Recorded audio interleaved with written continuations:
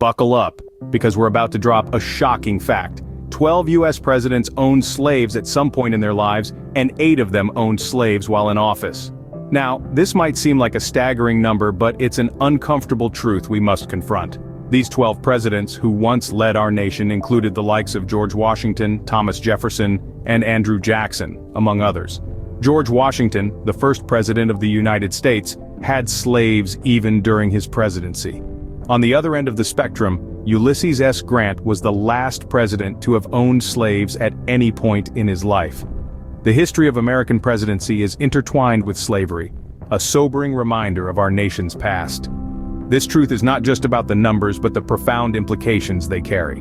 The highest office in the United States was, at one point, deeply entangled with slavery. Let's dive deeper into the lives of these presidents, starting with the first on our list, George Washington. George Washington, the first U.S. president, was also the first president who owned slaves. Now let's delve into the details. George Washington, often heralded as a paragon of virtue and leadership, owned over 300 slaves. His plantation, Mount Vernon, was worked largely by these enslaved individuals, a fact that starkly contrasts with his role as a champion of liberty. Moving on to Thomas Jefferson, a president known for his eloquent writings on freedom and democracy. Yet, he was the owner of the most slaves among the presidents, with over 600 slaves to his name. His estate, Monticello, was a plantation worked by these slaves, and the uncomfortable truth is that these enslaved people were integral to maintaining his lifestyle and status.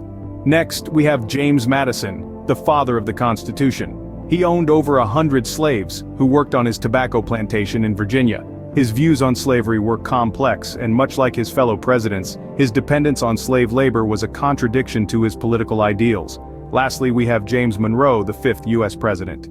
He too owned dozens of slaves in his lifetime, despite his role in the creation of the Missouri Compromise, which was a significant step towards the eventual abolition of slavery. These founding fathers, while instrumental in building the nation, also had this dark side to their legacy. This is a sobering perspective on the paradoxical relationship between the highest office in the United States and the institution of slavery. Moving forward in time, we come to Andrew Jackson, Martin Van Buren, William Henry Harrison, John Tyler, James K. Polk, Zachary Taylor, James Buchanan, and Andrew Johnson.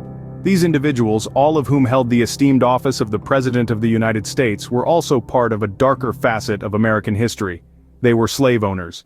Andrew Jackson, known as Old Hickory, owned as many as 150 slaves, amassing wealth from their labor on his Hermitage plantation. Martin Van Buren, the 8th president, owned 1 slave who eventually escaped, while William Henry Harrison owned 11. John Tyler, who assumed the presidency after Harrison's untimely death, was one of the largest slaveholders among the presidents, with as many as 70 at one point.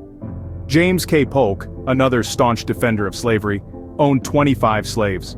The last president to own slaves during his presidency was Zachary Taylor. A career military officer, Taylor owned around 150 slaves who worked on his plantations in Louisiana, Kentucky, and Mississippi. James Buchanan, the 15th president, owned a few slaves, and Andrew Johnson, the 17th president, owned several slaves, though not during his presidency. Each of these leaders, in their own way, perpetuated the institution of slavery, a grim reminder of the nation's past. These presidents, too, were deeply entangled with the institution of slavery. Finally, we reach Ulysses S. Grant, the last president to have owned slaves at some point in his life. Grant's entanglement with slavery is an intriguing one. Born into an anti-slavery family, he married into a slave-owning family, and at one point owned a slave himself. In 1859, he emancipated William Jones, the only slave he personally owned. When the Civil War erupted, Grant's stance against slavery solidified. He led Union armies to crucial victories, in part due to his belief in the cause, the abolition of slavery. After the war, as president, he fiercely advocated for African American civil rights, and fought against the Ku Klux Klan. Despite the paradox of his early slave ownership, Grant's legacy is largely of a man who fought for the rights of the enslaved. His journey from a slave owner to a champion of emancipation is a testament to personal growth and transformation. This history is a sobering reminder of the deep entanglement of slavery with the highest office in the United States.